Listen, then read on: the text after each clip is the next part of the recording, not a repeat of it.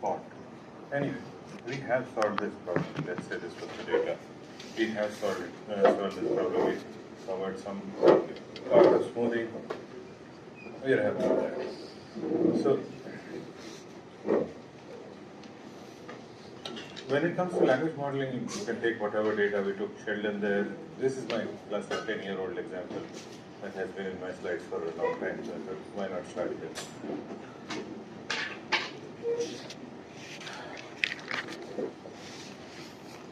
There is a variation in this data. So typically, the data you say, there is a reason why this is 0. So just to give you an example, that's the data. Right? That's all you have seen of the language. It is English, it could be Greek, does not matter. We are doing the same thing every time. Right? Language modeling, statistical model, order 0. No history. You have unigram probabilities. We are basically treating the sentence as a bag of words, and we are just we have an independence assumption that each word is independent of the others, and therefore we can break the joint probability into product of probabilities, and that's what we are doing. Right? The same thing applies for unigram, but see how much the probability difference is.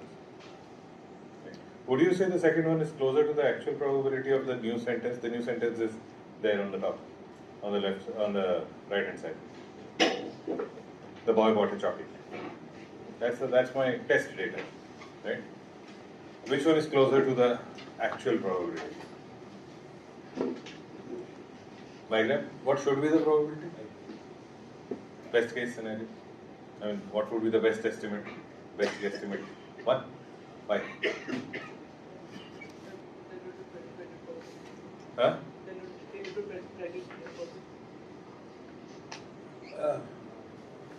Okay. It would predict perfectly is not the goal. We do not want the model to predict perfectly.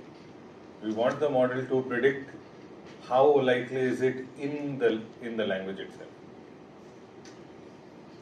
So perfect prediction of any kind is a myth, is not a goal to aspire to. 1/4, around 25%, right? Yeah. So that is actually true, right? Because it looks very much like any of the 4 sentences, and therefore it should be around 1/4. Yeah, perfect. So 0.18 is a decent underestimate, right? If you go to trigram, the data is too small. Okay. But what happens if I change the data? Look at the last sentence, memorize it. The boy bought a horse, and I change the data.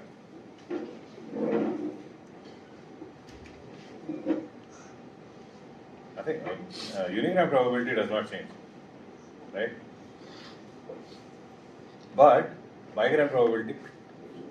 Why? Because simple assumption.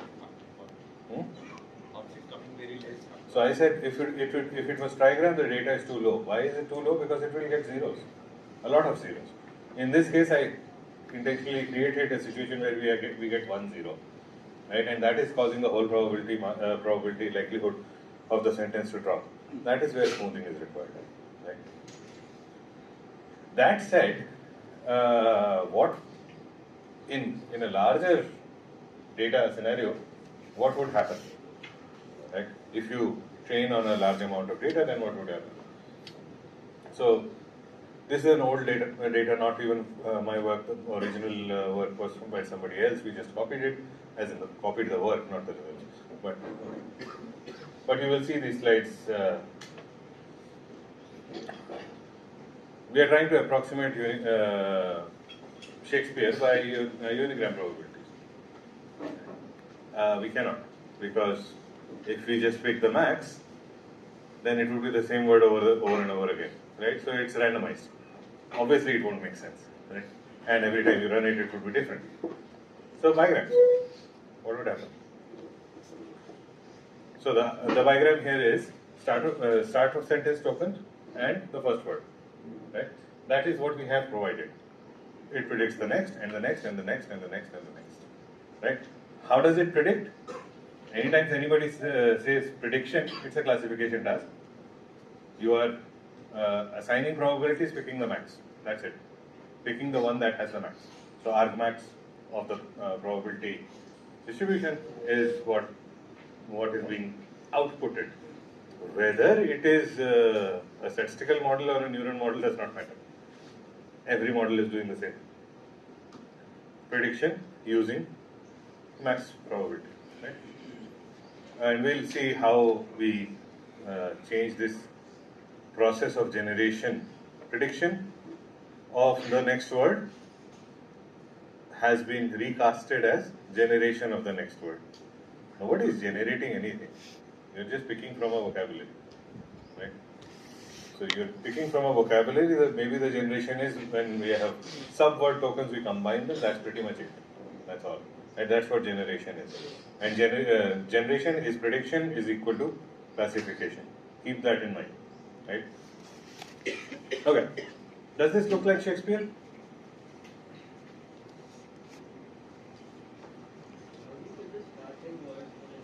Yeah, random.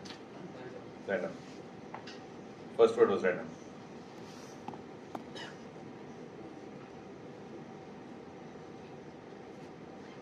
Otherwise, you will get locked. Same sentence will repeat. That's a good question. If I do not randomize the first word, the entire model will generate only one sentence ever, right? If there is no randomization. So in this case, the randomization is only at the first word. Okay. Looks like Shakespeare? Bad Shakespeare? What about trigrams?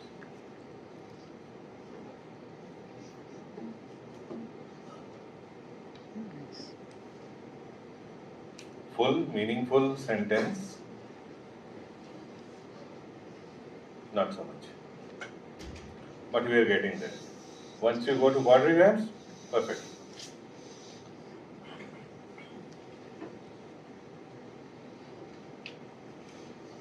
So, given a restricted corpus, we are able to reach full potential, as in full, meaningful, stylistically accurate generation very quickly, even with statistical language model. And this is ridiculously fast. Okay? Yeah. As we increase the n-gram size, of course, this will become better and better. But we have already discussed what increasing n-gram would do. Right? Larger n-grams have more information, so you have better choices, but then you have a problem. And we ended at this perplexity thing. Right? Perplexity and entropy. And smoothing and back of it already, so I'm not going there. I'm just looking at perplexity part today. Which is, oddly it was not there in the slides, but okay. So perplexity, we worked out that this is what perplexity would be, px log px. When you talk about cross entropy, it's very similar. Cross entropy is you have a model trained on one corpus, so that is that model specific, that data specific model, and you have another data which has its own model, right? Are they aligned? So in that case, the px log px will change to px log qx, where the q is the second model. Now we are checking how closely they are aligned. So when we say we train machine learning models with cross entropy loss, right? We want to reduce this difference as much as possible, and that becomes our signal to train. A lot of you have done SMAI, right? How many of you have done SMAI? Oh, not a lot. Huh? Ongoing, sir. No, but ongoing 2 is sitting here. It is in both semesters. Either in 3.1 and 3.2. So how is it that the BTechs have not done it? BTech and dual degree.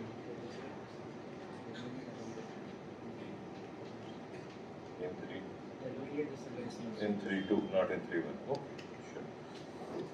You guys will do it next time. Alright. So perplexity is basically at each point how many choices you have. We sort of discussed it. Now this will be part of the slides. Take that. So primarily perplexity is just a measure of choices. And we ended it with y2 bar h log. That's where it's coming from. But so far we have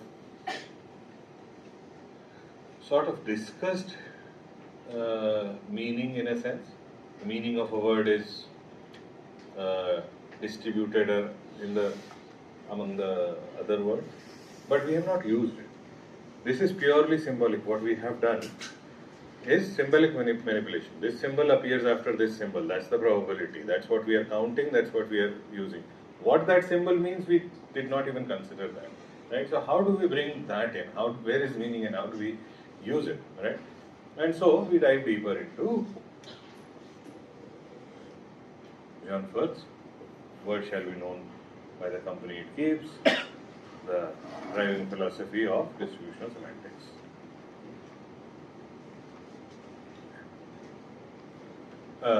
I took the quote from a talk in 1957.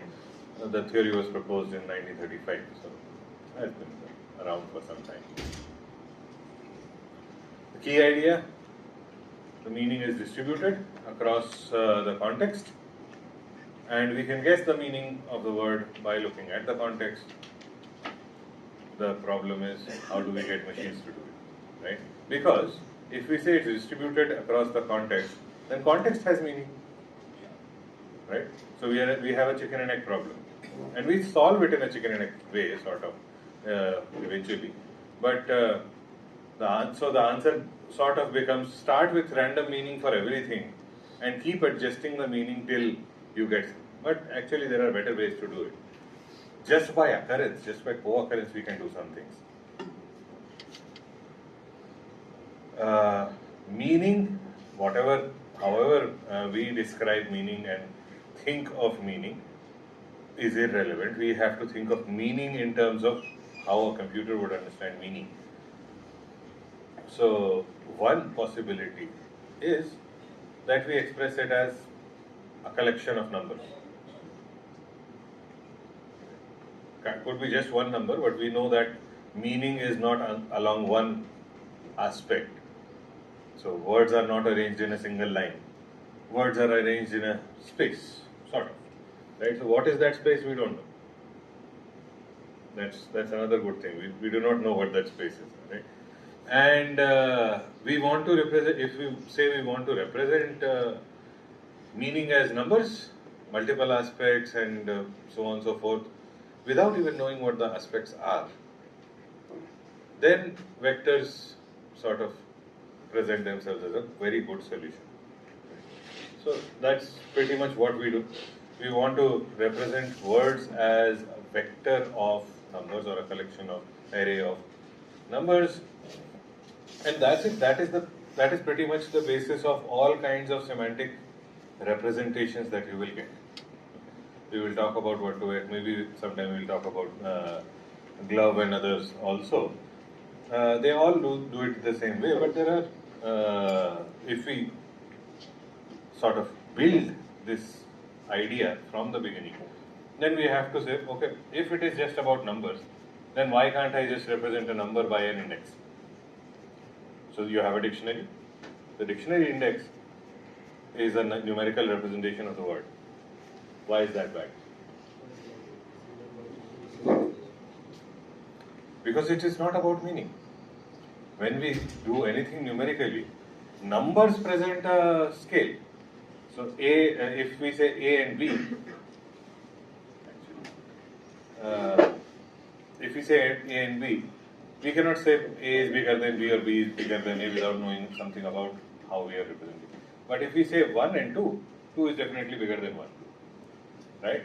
And if we say 31 and 35, and then we say 95, we say 31 and 35 are closer to each other, and 90 whatever is much farther away, right? Can we say the same thing about words appearing in this sequence? No, we cannot, right? So this basically means that the words as dictionary index do not serve the purpose where the purpose is describing meaning. So, succinctly put, we want similar things to be close by in whatever we are doing. But more importantly, there should not be a direct comparison unless we want it. So there is another, every word should have a unique representation is the first thing, which we got sort of. But another thing is the comparison should be meaningful, and it should not be a word is lesser than another word. All words are equal in that sense, right? So can we do some sensible numerical representation? Okay. Sensible, all words are treated the same. There is an equality in terms of meaning. So they are not inherently lower than or bigger or smaller than others just because of their place. So we take this aspect and start a representation. This representation is commonly called a one-hot representation. And so why? So let's say we have these 9 words in the dictionary, right? They are 9 words. Yeah, 9. These 9 words in the dictionary. And now we want to say, okay, equal representation. Okay. I had the idea of dictionary indices. I'll take that idea and make it into something else. I will say, each word is a axis in itself, and if a word falls on that axis, then it gets a 1. If it does not fall on that axis, it gets a 0. Right? So in an n, in this case 9-dimensional space, a word gets 1 only on its own axis, and on all other axes it gets 0. So one thing we have done, the amplitude of each vector is same. Amplitude is size of the vector. Size of the vector remains the same. For all words, they are not inherently smaller than the other. Right? All of them have the same size. That's one thing. What is the second thing? They are all at same distance from each other. There is third thing. No interaction between words, because if you have a 1 in an axis, no other word can have 1 in that axis. So there is 0 interaction between words, which means if you talk about similarity, the common way of computing similarity, what would be the ways of computing similarity? Distance is one thing, but distance we cannot do anything about. Cosine similarity. What is cosine similarity? Somebody give me a formula. So if I have vectors A and B, dot product of A and B divided by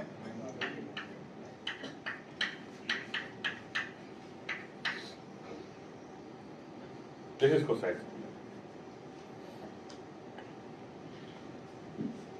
What did we get?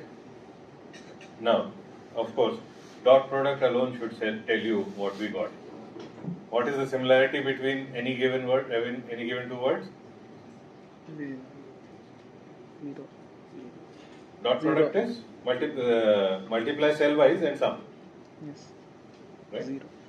If you do that, any one out there will multiply with a 0 elsewhere, guaranteed to be, and therefore the sum is 0.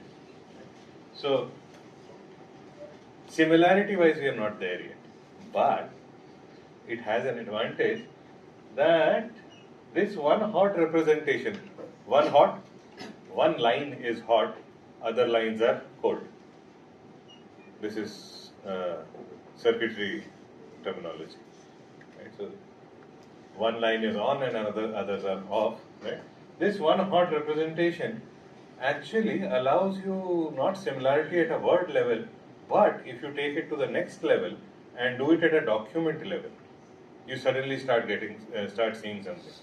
So this is one hot representation of each word. That was one hot representation of each word. Now I consider a sentence and I say, okay, what is the representation of this sentence using those one hot representations? Okay. So I say, okay, there is Andrew is a tall boy. The sentence's representation is K hot, where there are K words, at least K hot, at least nahi kehna chahiye, at max K hot, where K is the length of the sentence. Right? Why at max, we'll see. So, one hot representation, you have Andrew is a tall boy. What is the sentence's representation? It's a K hot, full K, right? So all words appeared only once and therefore. So this is the histogram. Now if you think of it as a graph, some things have gone 1 and others have remained 0. Across vocabulary, that is your histogram representation of the sentence. Imagine having 15, 16, 18, 500 sentences in the document and doing this for them, right? Of course, words will repeat, right? So, there is the second sentence, D2 here, second document, D2, and that is the histogram representation of that. Now, there are 2 words that appear twice. So, now I have 2 here, right? Suddenly at document level, I have something, right? All it says is bag of words. All it says is bag of words. But are these 2 documents similar? How similar are they? Now it is computable. If 2 documents have shared vocabulary, then they are similar. Easy to say, right? And we can also say for documents of similar size, common words will result in the same similarity. Any variation that happens will be from the uncommon words. Common words are stop words or function words. Is, off, on, all of these, right? Or we can remove the stop words, which is what we do usually. We can remove the stop word and do the histogram for content words. Content words are verbs, adjectives, adverbs, and nouns, right? 4 categories.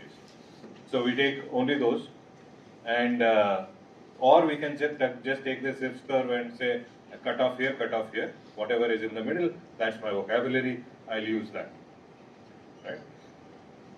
So in whichever way you choose the vocabulary, now you can compute a cosine similarity between documents at least. So while we did not get all the way to the meaning representation, we get a meaningful comparison, meaning-wise comparison of documents. Again at a symbolic level. This symbol has appeared so many times, therefore these 2 documents have similar meanings. So while they do not vectors inherently do not capture meaning, they make sure that once you bring them together, just the index will not shake things up. So index 1 versus index 10,000 would have mathematically different effect, right? But here every word is 1. Its amplitude is same, right? So you get that benefit. Cosine distance is 0 between any words. We say it's not an apples to what is that? Apples to oranges. This is apples and oranges, right? So this is not an apples to apples comparison. This is apples and oranges. Problem is apples and oranges are quite similar. If you say apples and oranges comparison, that's high similarity in my world. Right? I would say apples and jet plane comparison. Then sure. Then it makes sense. A little bit. So here's the thing, there cannot be cosine similarity 0. Cosine similarity 0 says a law. Basically you have two words which have absolutely the same meaning. In an ideal n-dimensional representation of a word, right, of two words, if they have cosine similarity 0, they have absolutely the same meaning across the entire data that we have seen. Absolutely different meaning. Absolutely different is also a weird thing, right? 90 degree. Yeah, this cosine.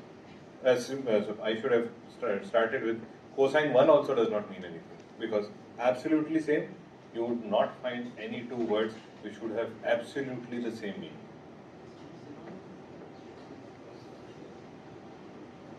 I always welcome this. Some synonyms will have absolutely the same meaning.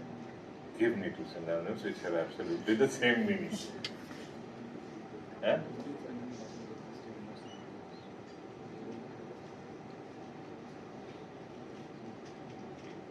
So one can say, what? Oh. A compulsion and a mandate are two very different things. They mean similar things. I agree with you, they are similar. But their usage, you cannot change compulsory and you cannot interchange compulsory and mandatory. So, and here is the thing, from our perspective, his statement was, absolute synonymy does not exist in most languages. Good, again, a very academic statement. Basically, what it says is, we do not coin words which would mean exactly the same thing. We have no reason to. We coin words only when we need to have a distinction. In case of compulsory mandatory, that's a very good example. They come from different roots. And because we, in our social culture, do not use the terms mandate and compulsion quite as often, we do not associate them with those rules.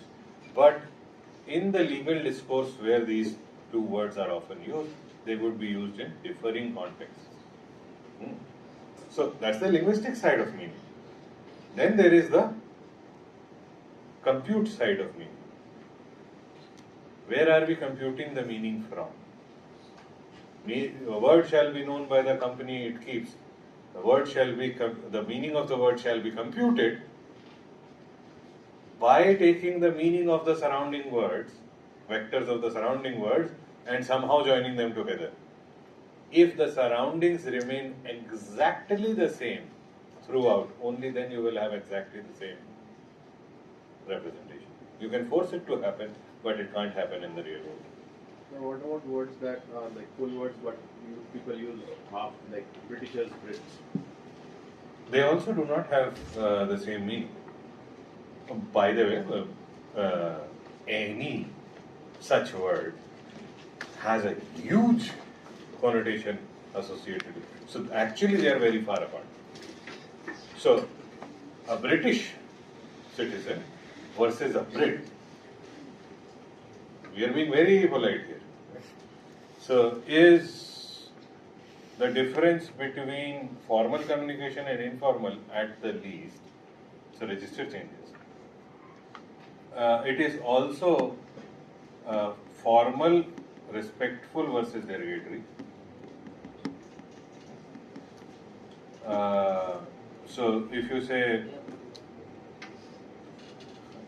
New Zealander versus Kiwi, or now here comes the, so because Britisher and it triggered this thing. In British slang, any Southeast Asian is what? India. कौन बोला ये? When we are being polite, so that's like British. In slang? Brown. Brown. Yellow. Asian. Asian, we are not Asian. We are not counted as Asians. Asian, the meaning has nothing to do with the geography. Right? So I have a friend who was told, "Oh, you are an Asian." And she was like, "This is the first time somebody has correctly, placed my." And they were like, "What do people say?" Southeast Asian, but you look Asian. She's from Assam. But you look Asian. Okay, we are back to square one. So yes, Asian, but not geographically Asian. I mean, we are geographically Asian, but not Asian. Right? So that's the language versus reality. Pakis. That is the general derogatory term. That's a racial slur, as well as a common description. Same way that every language has it, right? If you have an interaction with another culture that you fear or dislike, you have Firangi is what we had, right? Or Habshi is another common term. Habshi would have remembered that. Habshi is another. Now, Habshi comes from a specific tribe which moved here, and that from that their name, I'm forgetting the name. Anybody remember the original region or tribe that they were referred as? There is a which got corrupted into Habshi, and that is a name for all Africans that we use, all black Africans that we use. It's common across, and that is Habshi. Why do we have it here? Because they were warriors and they came here as mercenaries and they settled. So in a multilingual corpus, like for example, if we say chair, like in Hindi it's like kursi or something like that. So in that case, like it is almost equivalent to absolute meaning, like kursi and chair can be used. Right? You would never find. So this is the thing I'm trying to say. Yeah. No matter what you do, whichever technique you apply, you will not have The exact. exactly. So we have the term that we commonly use is embedding, right? Yeah. What does embedding mean? It's a vector representation of. It's a vector representation. You have an n-dimensional space. The English meaning of the term embed is to put in, to place, Yes. right? And embedding is the placement. So this point is now embedded in the two-dimensional space.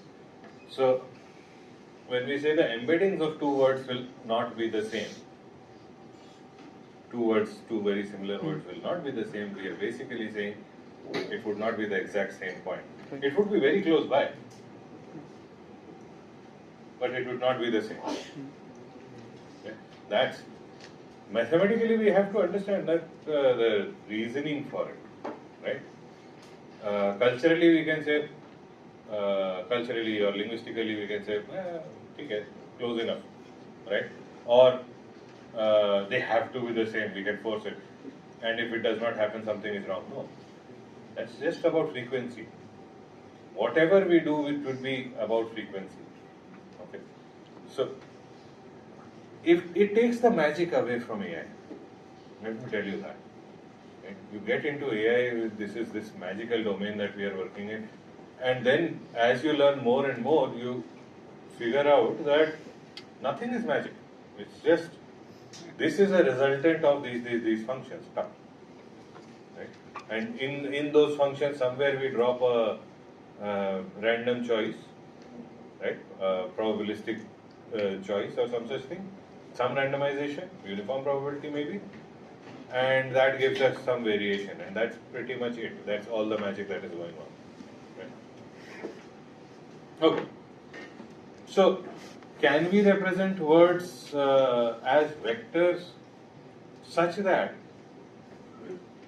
distances between, so they're close by, right? Distance, cosine distance. Let's just take cosine distance. So, two words, who have their vectors are similar. If they are similar, their cosine distance would be short. If they are dissimilar, their distance would be significantly high, 1 or goes up to -1. So 1 and -1 are unicorns.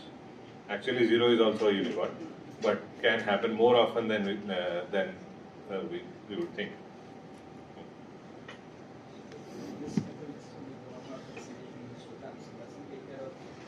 It doesn't care of any of those things.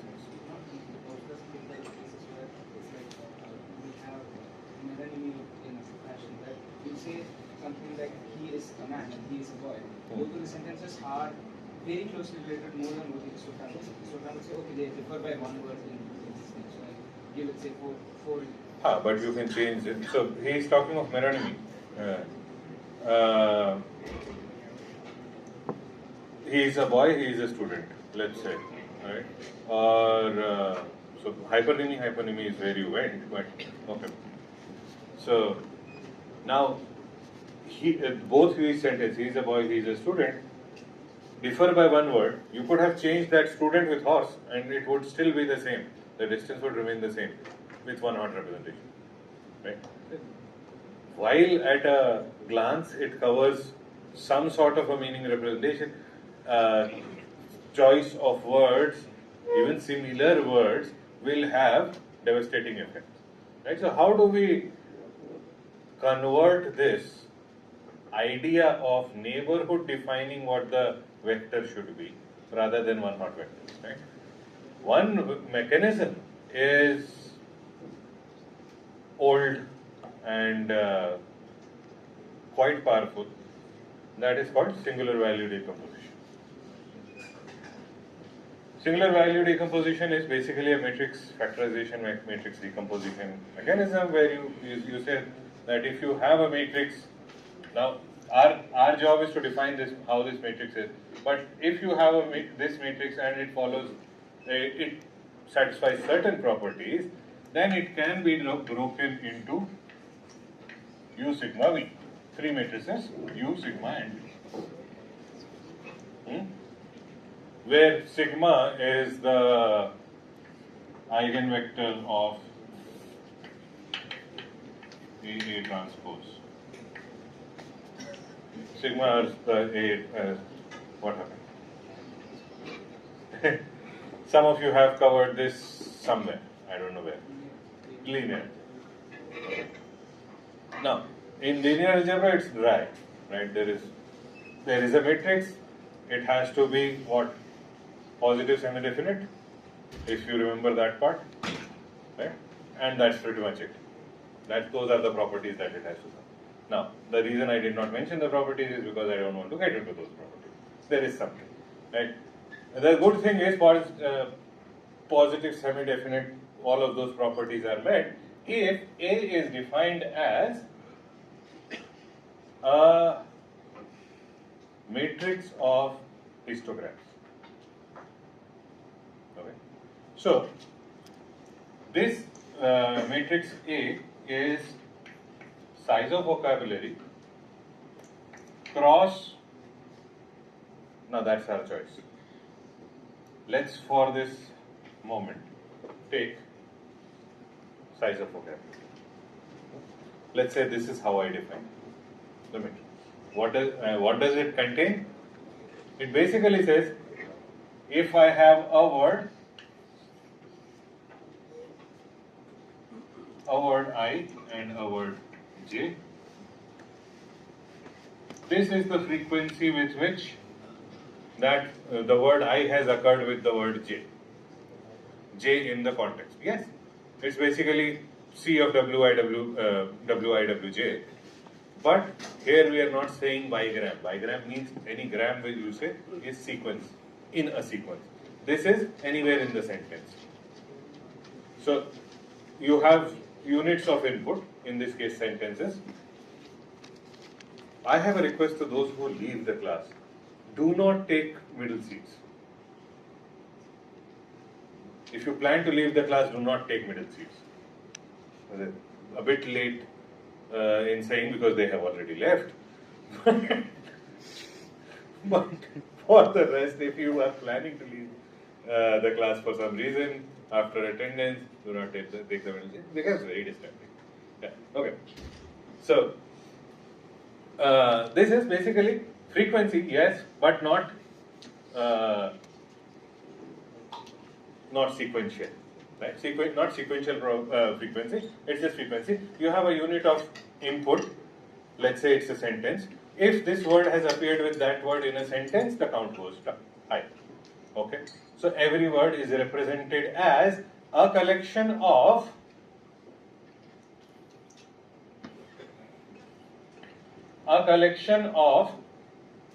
frequencies,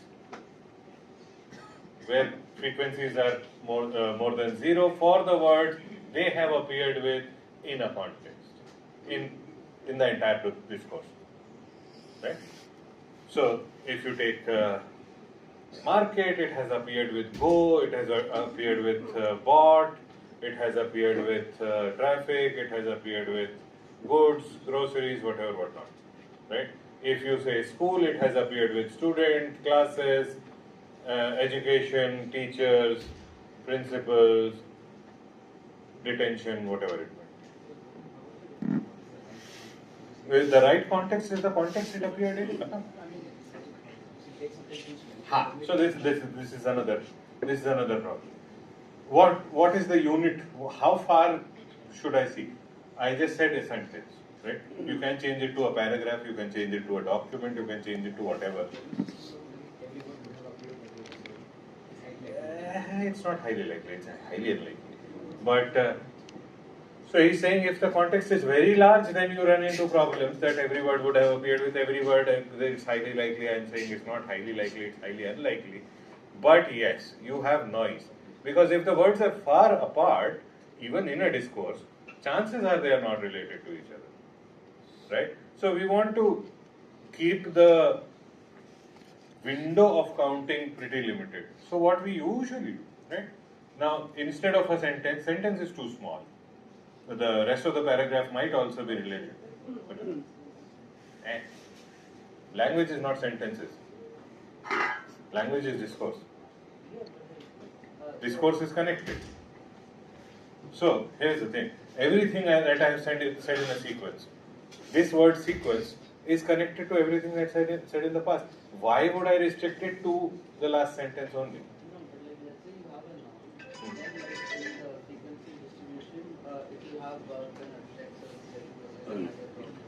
Yes.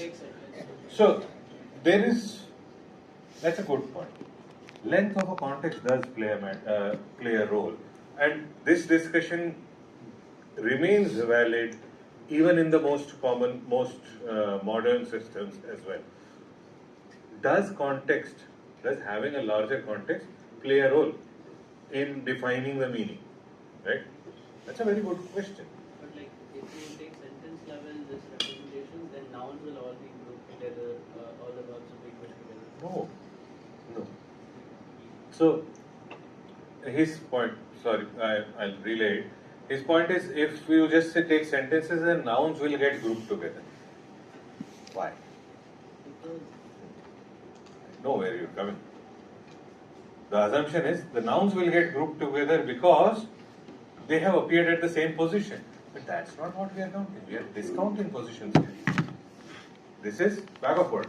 Every word has been converted, every sentence has been converted into a bag of word.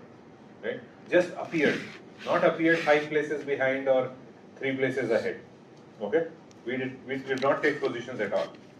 It just occurred in the context. In this case, the context is a sentence.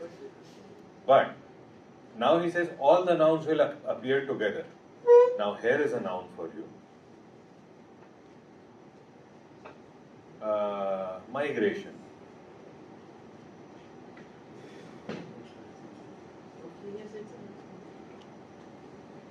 बंदे को यही question है कि migration noun भी है कि नहीं. So yeah, migration is a noun. And here is another noun, student. Will they appear together?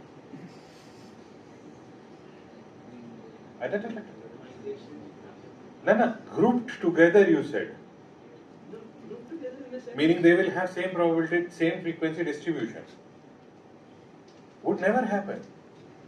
Because based on the topic you are talking about, now I have, I can have de-escalation as a noun or sedimentation as a noun, right? I am somehow getting all shun nouns, but but now sedimentation is likely to appear in geology context. Geology nouns will appear closer to sedimentation. Migration would appear closer to animal, anthropology context. Students will appear with books and teachers and detention. But again, I am coming to detention. Okay. Next, it would not appear often with detention, but yeah, study. Students and study would be doing. Right? So, actually, this is, if we just take any word and see what the frequency distribution is, that's a massively good representation of the word itself.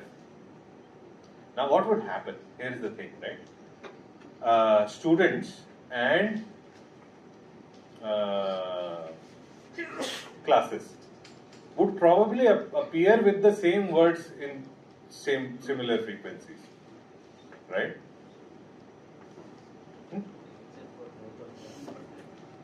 Except for themselves. Except from themselves, that will switch. So we can pretty much discard the diagonal of this matrix, right? And we can say, okay, so Baki is fine, right? Because students will appear with students only with students has appeared elsewhere, right? So this is removing the word and then counting the others, right? So yeah, works perfectly. So now if you do this similarity, students and classes will have very high similarity. That's one thing. But the similarity, but here is the thing. This is a very, very, very sparse matrix. Most of the entries here are 0. So, contrary to what you were saying, most nouns will have occurred with every other noun, or what you were saying, given the context, most things will appear with everything else. That's not the case. Most things will not appear with everything else. And that becomes the driving factor. But the sparse matrix is a problem. So we take this sparse matrix and we decompose it into a smaller matrix, right? Where we define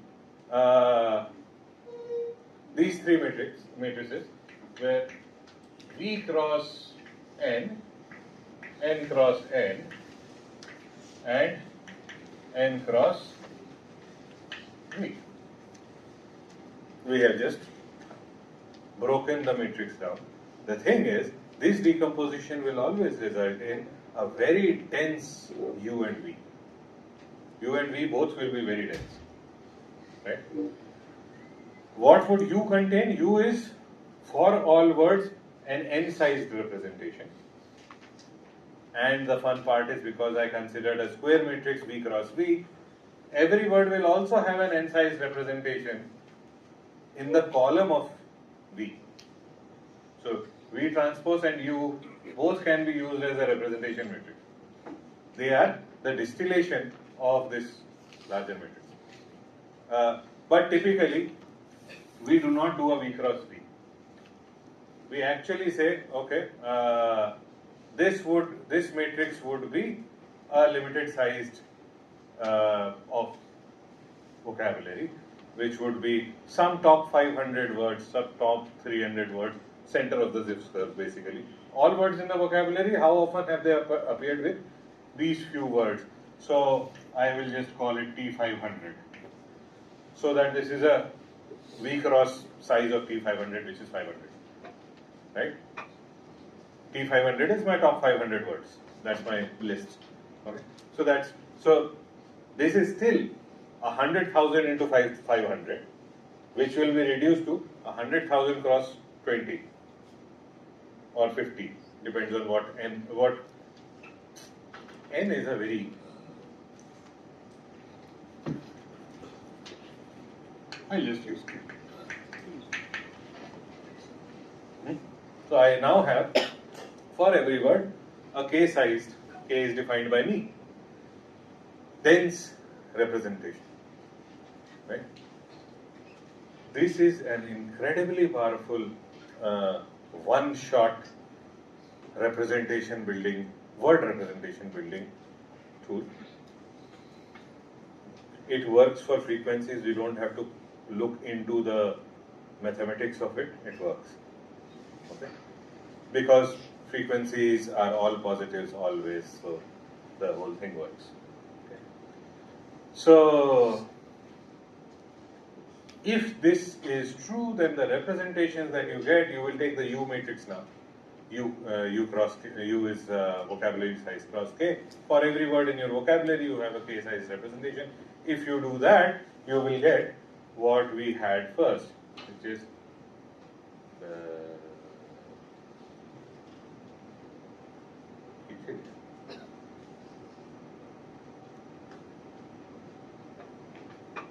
कहाँ गया वो?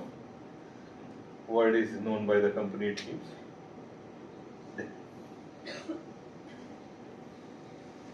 The simplest implementation of distributional semantics is this. Just a pure decomposition.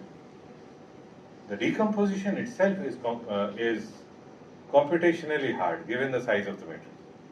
So it does take a bit of, and that is, so this came out in 1997, I believe. This representation for words did not catch on because we were running things on Pentiums with 1 GB RAM and happy about it, right? And you could not deal with large scale data at that. So this made this matrix factorization itself was computationally very complex.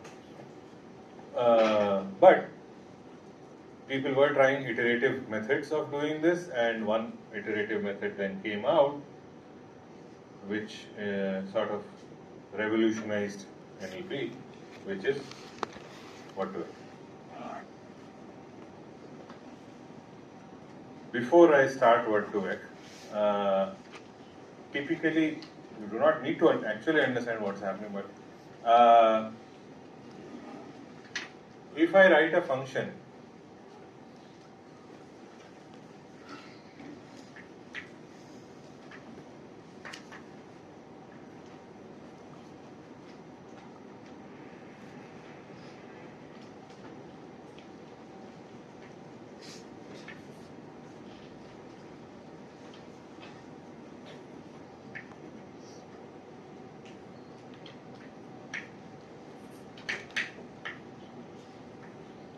whatever, if this is the function, okay, at what values of x and y will it have minimum value? Sorry.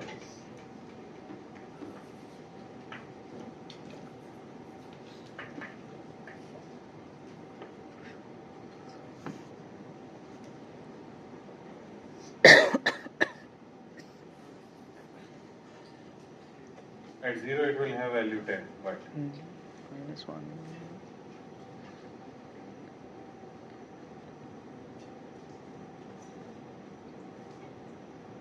I'm just saying, it can be any random function.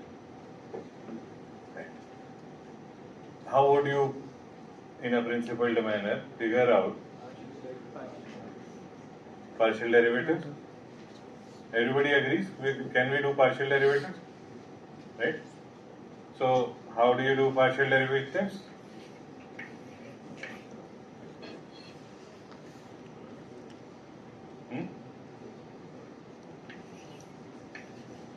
Terminology, not deep.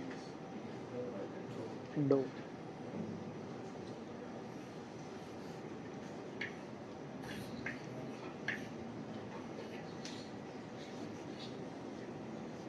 What will those give you? If you equate them to 0, you will get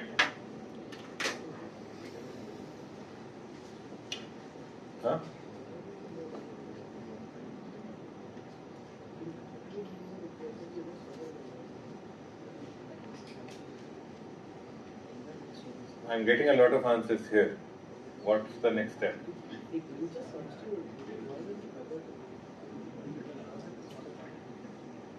Doesn't matter. Let's say I do not want a global minimum. I just want to minimize. I want the next values. I want a set of values which would be. I want the, let's say I set xy to 1 1 or 5 5, right? And I have some values. What is the next values that I take so that it goes down?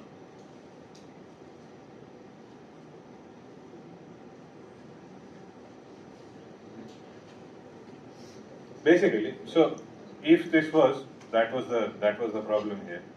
Partial differential, sure. Actually, double differential, set to 0, you get the minimum. Global. That's the thing. Otherwise, the answer was you have a linear equation. You solve that. You have a linear equation. Are you sure? Okay, there are some equations solved. You will have some equation. In this case, that's In this case works, right? In this case, for one of them, you will get a linear. So you can do it and you can solve that one thing. So that's why I said generic. In an iterative fashion, if we want to do this, we can start from some values of xy and start searching the space. The search has a simple principle: find me a direction which takes me down. Right? Find me a direction which takes me down. I will travel down that direction. Whatever xy I get, I will do that same thing again till I keep doing that. So, whatever your function might be, whatever your function f might be, right? Wherever you are on that function. And now this is a single variable function, but you get the point. Wherever you are at the function, if you compute a single partial differential, what you get is a direction. You get a tangent, and you can travel down that tangent, right, to get the next value, which is guaranteed to reduce the value of the function. Guaranteed to, right? You do not have to random search. And that is the idea of iterative search through a function value space. This is applicable everywhere in ML. Right? The idea is find the gradients. Find the gradients. If it was a single variable function, univariate function, it would be gradient. But because it is multivariate, you have multiple gradients coming from partial differentiations, and you climb down those gradients. So descend, right?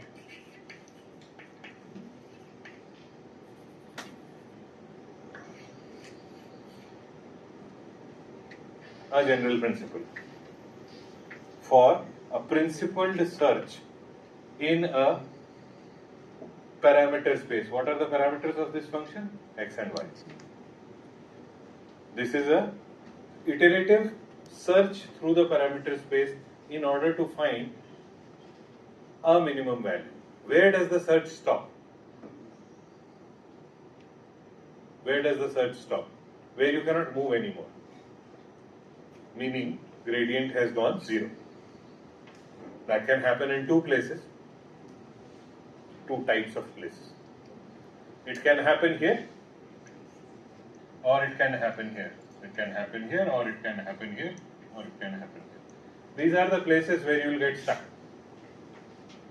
Now, because we are in gradient descent, if you are unlucky enough to start here at the tip, right, then you would not travel at all.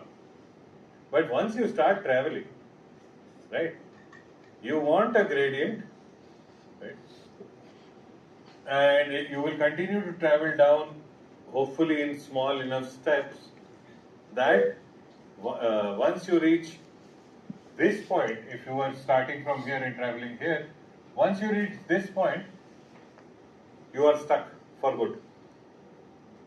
Because if you even shift it a little bit, try to shift it a little bit, which is not possible. Let's say you even randomly shift in any direction, it will always point up. And you do not want to travel up. So you are here. Right? Gradient 0, you're dead. That's one thing. The second part is, which is what is the lowest value for the globally lowest value for the function? That's not that one is not it, right? Let us assume this one is the globe. If it is not very, they're pretty close by. So I'll just make it a bit clearer. Let's say this was. Right? You want to come here, but you can't. Okay. It's a very good method to get to a local minimum, and then there are a slew of methods to ensure that you do not get stuck on a local minima, that you can jump over small bumps in the function, so to continue downwards, so on and so forth. The fun part is, if those problems often exist only in cases where the number of parameters are very low. As the number of parameters increase, the surface becomes less bumpy, more curved. But which function is also a question, so we will not get there. So for any function, this is pretty much the idea, and you will get stuck. There is no guarantee in this approach to find the global global minima, which we could if we knew the function well enough and if we could partially differentiate it. The thing is, when I say I don't know the function well enough, what I mean is, often in machine learning, I do not know the function. I know its outputs. I have a value. I have the parameter values and I have the function value. That's it. That's all I can see of the space. To give you an example, if I'm trying to correct a dart shooting machine, right? And it is on there are some n number of parameters which control its movement, right? How those parameters are contributing in the movement, I do not know somehow, right? So I have a better example. Imagine, I don't know whether you guys have heated water in your showers here. No? Obviously. Yeah. Imagine you are privileged enough to have a shower with 2 taps, 2 knobs, cold water and hot water. So you switch it on and you freeze. So you switch the shower on, you freeze. Then you adjust the tap till you a little bit too much, and then you burn, and then you freeze again, then you burn, and you keep doing this iterative exercise till you get the perfect temperature. By that time geyser is empty, then you freeze again. Okay, but let's assume the geyser is permanent, it has enough capacity, and you hit the right spot. Right? That is machine learning. The parameters are these taps, these knobs. You have to twist them, right? And this is the iterative search. You jump till you zero in on something, right? Now the good thing is, we do not need to actually randomly jump. We know the direction in which this has to go. So temperature has to go higher, cold water volume has to go lower. We know where it needs to go. We don't know it by our experiences. Now imagine you have a wall of 1500 knobs to get the right kind of water, right? And you are adjusting that. Right? That is what machine learning feels like. You have these 1500 parameters, and what you can say about the function behind the wall, the mixer, all you can say about it is, this is the output that it gives. That's all you know. Okay? So the function is actually a black box. We can just adjust the parameters and observe the value, adjust again, observe the value, adjust again, observe the value. Every adjustment might change your perception of the function itself, right? Okay. Yes, we can. Of course we can. See, the good thing about differentiation itself is you start with a parameter value and you add epsilon to it. But like Right. we only have the output, right? Hmm? Like you do x plus epsilon. Yeah. But isn't that okay? Differentiation. Mathematically it is that. Just use sampling to replace it. We can. So the question was, if we don't know the function, can't we just use sampling to do an approximation? We can. In a way, we do. What is the best initiation of the functions so that the output would be. But as the number of parameters increase, that becomes an increasingly difficult task. In basic gradient descent, say it had a curve like x cube, then would it stop at 0? Yeah, of course. But then it is not x cube. Sine. Why x cube? Take sine. Sine has like a positive and a negative. In x cube it is 0 only at 0. And it is technically not 0 there either because it is increasing in one side, decreasing in the other. Except the 0 the gradient is. Sine the gradient is 0 only at the maximum. In x cube it's not a maximum, it's a point. Okay. So this is very susceptible to inflection points. Yes, this was part. Zero. So For for any kind of function, if we reach a certain point, if we reach at certain point and we stop there, can't we just perturb it like left or right and then perturbation is another thing. So there are 2-3 things that we can do to this process.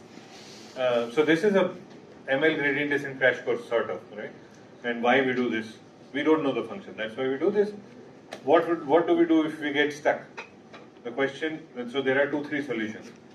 We were taking very, very, very small steps to reach this thing. Let's say we have infinite time and we take very, very, very small steps to reach the local minima and we got stuck there, right? Now, as a process, what could I have done differently in order to avoid these local minima? So one of the things I can do is I can, in my steps, I can add a momentum. If the gradient is too steep, right, I move fast. Because it has to turn somewhere. In order to get to 0, the angle needs to change, right? So as the angle, if the angle is too steep, I take very large steps. If the angle suddenly becomes this thing, my step, so I basically do this, right? Still I will get stuck at 0. I cannot move. I add another term to it. Okay, whatever changes happen, based on the last steps that I had taken, I will add a slight jump to it. It's called momentum, basically. So if you suddenly hit a 0, it's a momentary stop. This momentum will force you to take the next step. And possibly you will jump over that. So this small bump is on one axis, right? And if that if I take a value here, again I start getting some gradients, right? So I'll just add this value, that's momentum. The third thing, which is a more radical solution, is I have to start with some parameter values, right? And then I'm searching. Why don't I try multiple sets of starting points, right? So do not start at a fixed point, or if you started at a fixed point, got to some place, sure, that is a good solution. Let me start with a completely new set and see where that goes. Random restarts, right? So this is another way that we can avoid local minimum. It is possible that you avoid this local minimum, get stuck at other. You will choose which one is the lowest, and that becomes the optimal parameter set. Not optimum, but right. That's another thing. There are other things that we can do on the function itself, right, such that it does not remain too bumpy. So if we had some idea about how to make it convex, we can do that, because convex functions will allow for a smooth traversal all the way down. Right?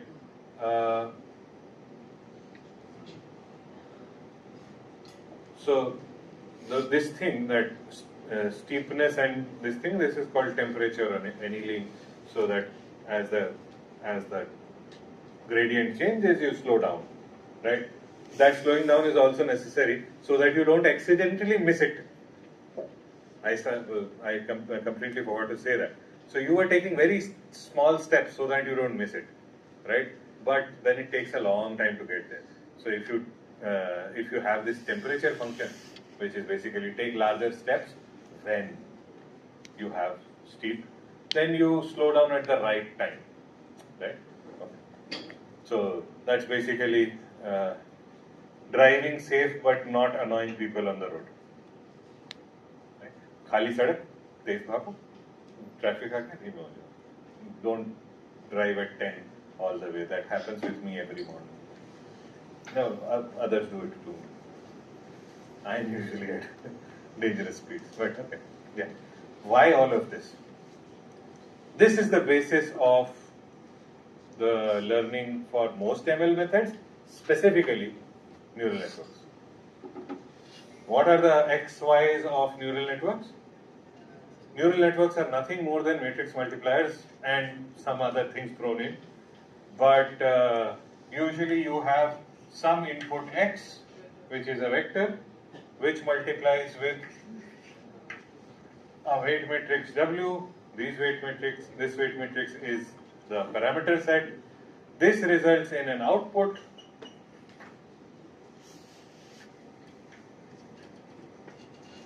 This output is passed through a non-linearity. We'll see. We'll figure out why that non-linearity is.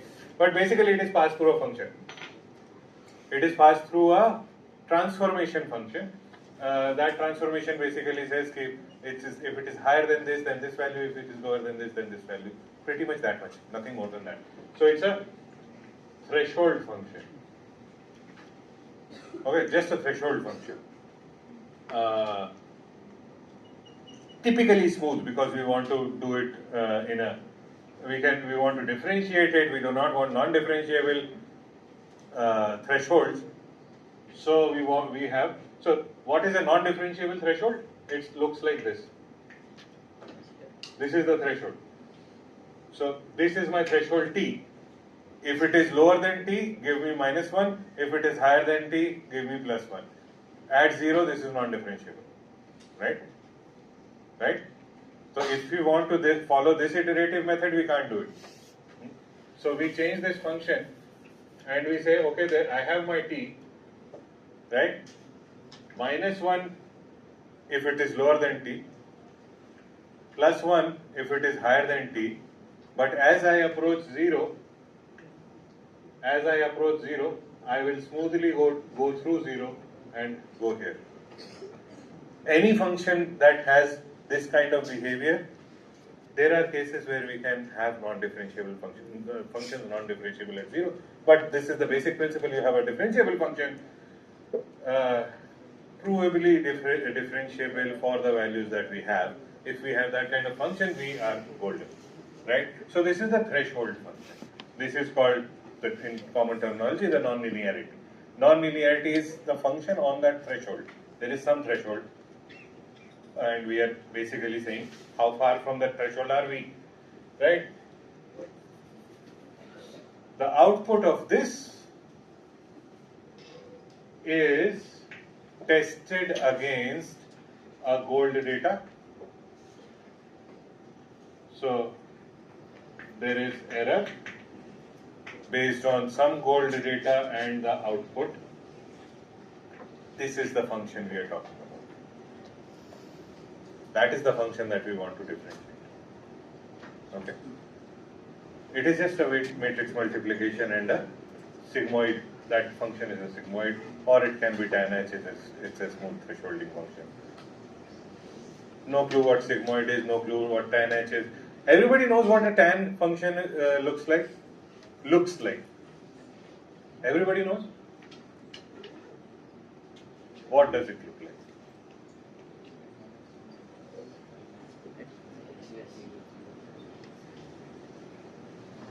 Like that.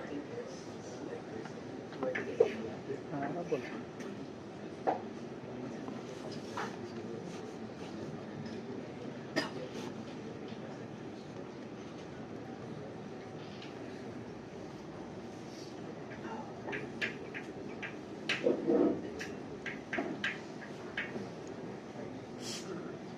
X is, or your theta is angles. What are the values of Y? So you can draw that only. I can draw that and invert it. This is tan X, and this is tan. If I take this and I flatten it, that's hyperbolic tan. And or switch it, tan inverse will be. I am spinning it 90 degrees. Yeah. So you get that function. Right? That's one way of doing it. Another way of doing it is, how many people remember that function? Sigmoid. Huh? E power what? सिर तो हिलाया but बोलो भी. E power what?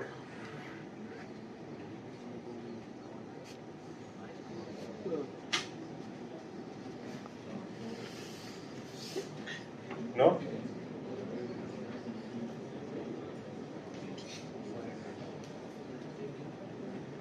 अभी तक तो search भी कर लिया होगा लोगों ने. What is sigmoid function?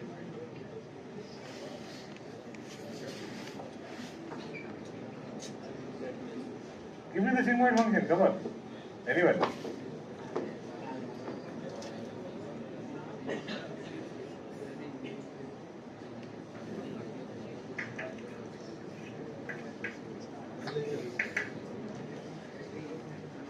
Plus, minus, plus.